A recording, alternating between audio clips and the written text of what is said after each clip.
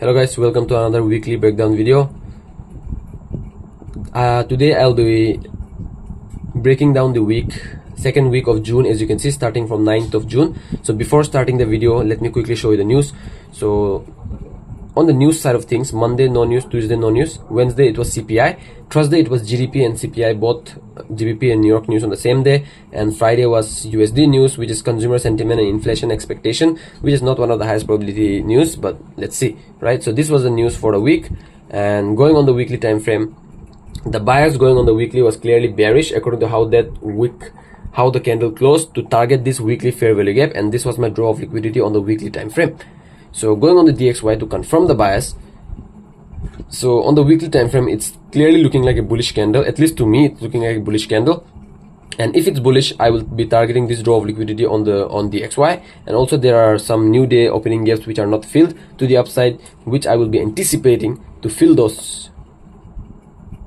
So now going on the daily time frame to decide what I'm looking for on Mondays and so on and so forth. So on Monday my bias on the weekly is bearish, my bias on the daily is bearish according to how this Thursday and Friday candle close. So Monday I would be looking for a sell, and on DXY on Monday I will look for a buy, because weekly and daily bias are aligning, and whenever the weekly and daily bias are aligning on Monday, that is when I tend to take the trades, right? So that is exactly what I'm gonna do. And now that I've known that, now going on Monday I'm looking for a sell, right? So on the H4 time frame you can clearly see that finally this bullish solidified range liquidity has been swept, and there is a supply zone right here.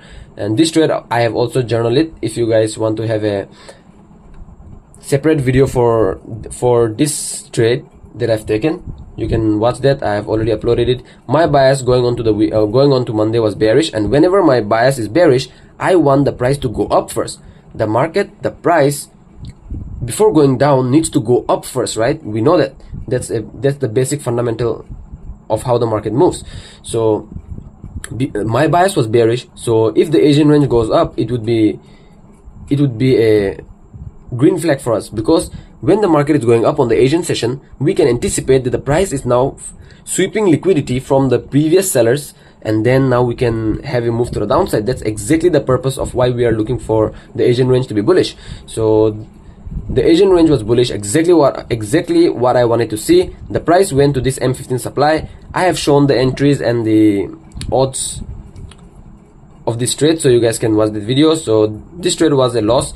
The move did happen, to be honest. The move did happen, but the move happened not at our time window. So this was one of the trades in the strategy that was a loss. Even Rob Dono might have taken this loss, maybe or maybe not, but I have taken this loss. So I've learned from this trade that yeah, losses are part of the game, and that they are unavoidable. So basically that was Monday.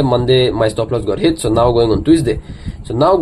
My bias remained bearish because of how this daily candle closed, and on DXY my bias remained bullish according to how that daily candle closed on DXY. So going on Tuesday my bias was clearly bearish, so that is when I go to the H4. So now on the H4 time frame you can see the liquidity has been swept. That is when I go to the H1, and on the H1 time frame I am waiting for the Asian range to close. Obviously the Asian range closed bearish, my bias was bearish, the Asian range closed bearish. So whenever the Asian range is closing bearish and also my bias is bearish and also the Asian range closed bearish, that is when I'm looking for either two things: a counter bias trade to sweep liquidity from the upside, or if it is respecting a zone, a counter bias trade would be nice. But in this case, London session literally went so impulsive, as you can see. At our time window, huge amount of selling happened, right? So whenever the London session gives us a move which we couldn't enter or can't get an entry for, we can still look for trade in New York session, as like we did on Tuesday. We waited for the London session was literally bearish. We waited for New York sessions or sessions before New York to go up, sweep liquidity, fill up the fair value gaps from London session, which happened exactly. The London session got mitigated, as you can see right here. The London session liquidity got mitigated, and this trade I have purely taken on basis of this left head, not obviously this is a reversal pattern, left head and a right shoulder. We entered at the right shoulder, as you can see, lower highs, lower lows, change of characters, entered at the equilibrium, as you can see.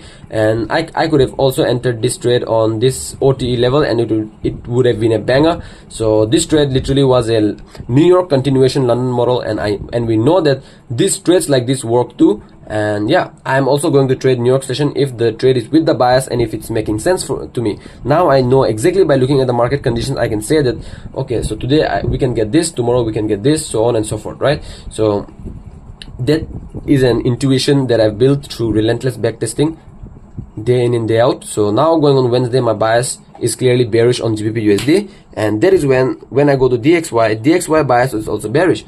DXY bias is bearish, GU bias is bearish, and on EU the bias is bullish / doji. So that is when I decided not to trade on Wednesday, because the bias was not clear. It's no point trading on Wednesday because the bias is not clear. And whenever the bias is not clear, whenever you are confused in the market, don't trade, bro.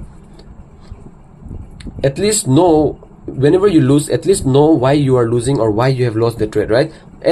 If I have traded on Wednesday, I would have literally blamed that bias was not aligning in the first place. I could have looked for a trade, to be honest. I could have forced it, but there's no meaning forcing a trade in the markets. The opportunities are going to be there forever, and you have to adapt to it. So now going on Thursday, we can clearly see on Thursday there is both GBP and USD news throughout the day. Whichever time frames, whichever time windows I trade, there is London session start and New York session start. In those timings there is news. So whenever something like this happen, I decide not to trade. This is the day where I would be looking for a potential trade on Euro USD, because GBP USD there is news. So Thursday also I didn't take the trade. Obviously I have backtested it, obviously I have analyzed it, obviously I know what happened, but in this video I will not show that, because there's no meaning showing a trade which I have not taken or where the market has not shown any opportunity, if it makes sense. So now going on Friday, my bias remains bullish. As you can see, Monday, Tuesday went down, make the low of the week. Wednesday, Thursday is going up. So now we can anticipate this week to be a bullish profiling. And on Friday, obviously I will trade with the trend, which is looking for bias. Yes, you can argue there is a rebalance of price to be done, but obviously I don't trade with the rebalance of price. I trade with the bias. So obviously if I'm trading with the bias, I'm looking for a bias. And finally on the H4 time frame, you will see finally the break of structure happened to the upside. As you can spot right here, the break of structure happened to the upside. Finally this bullish solidified range is broken after so many weeks, and now finally a sigh of relief. Not a sigh of relief, obviously I've created a state of mind that is not affected by the market's behavior, but yeah, I was looking for a buy on Friday, so that is when I waited for the Asian range to close. My bias is bullish. What I want the Asian range to close bearish, because if the Asian range is closing bearish, that means the liquidity has been swept from the previous buyers to again buy. So going on Friday, literally the Asian range was 100 pips. As you can see, it closed as a very, very huge Asian range, and that's totally fine, no problem. The previous day high was swept early, and the previous day low was also swept. As you can see, I will directly show you the trades. This trade was so clean. As you can see, I would have taken this trade any day, man. So this was the H1 supply from Wednesday, which I was looking for a trade, and you can argue this was the supply zone right here. This was also a demand zone, sorry, not supply.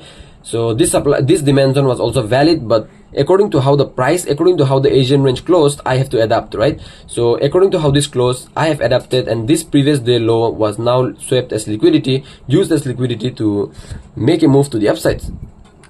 Let me quickly show you how.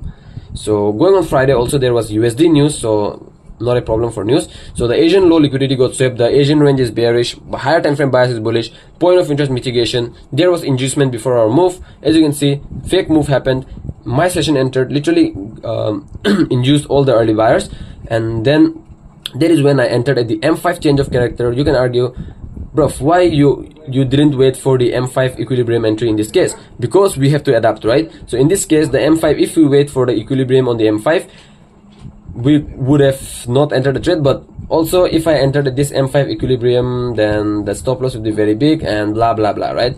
So I remember taking this trade. It was a 17 pip stop loss on Friday. I took this trade from the gym, I totally remember it, and it was a loss because I was ignorant of the trade. I took the trade and left it open.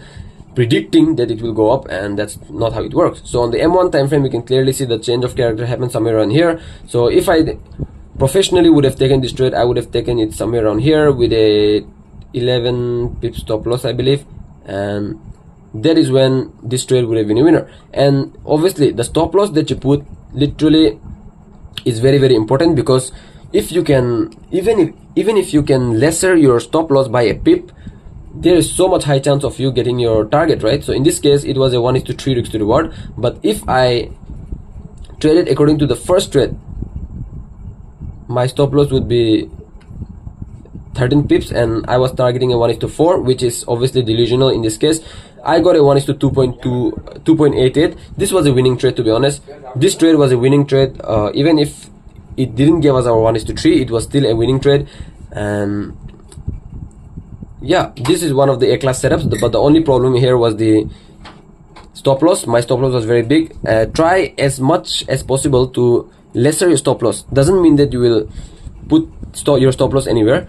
It still should be with the strategy, but the lower the stop loss, the better, the sooner you will get to your targets, right? So that's one thing that I've learned from this trade. And on the New York session also one more thing, the London session made a move. Okay, fine, but there are two sessions in the market, right? So in this case, London session made a move to the upside, which was not that significant. As you can see, it was not that big. So what did the sessions after the London session do? The price went down, swept all the liquidity from the London session. So before the New York session, what did the price do was swept liquidity from the London session, manipulated the London session, as you can see right here, and then gave us a change of character.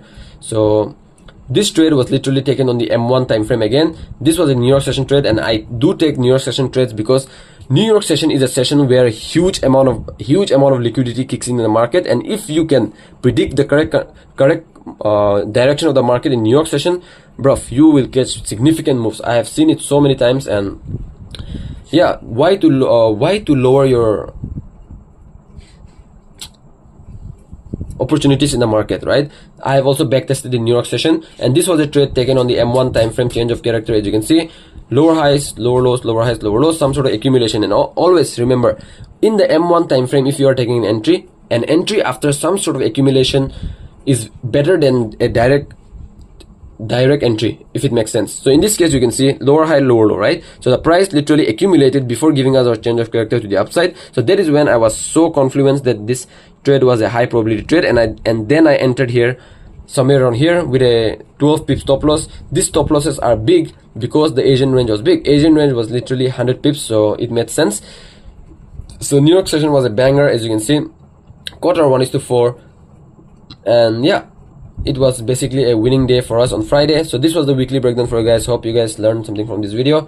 And yeah, this was a doji week, as you can see. It was not a significant one bias week. It was a doji, so we'll have to see what happens in the upcoming weeks.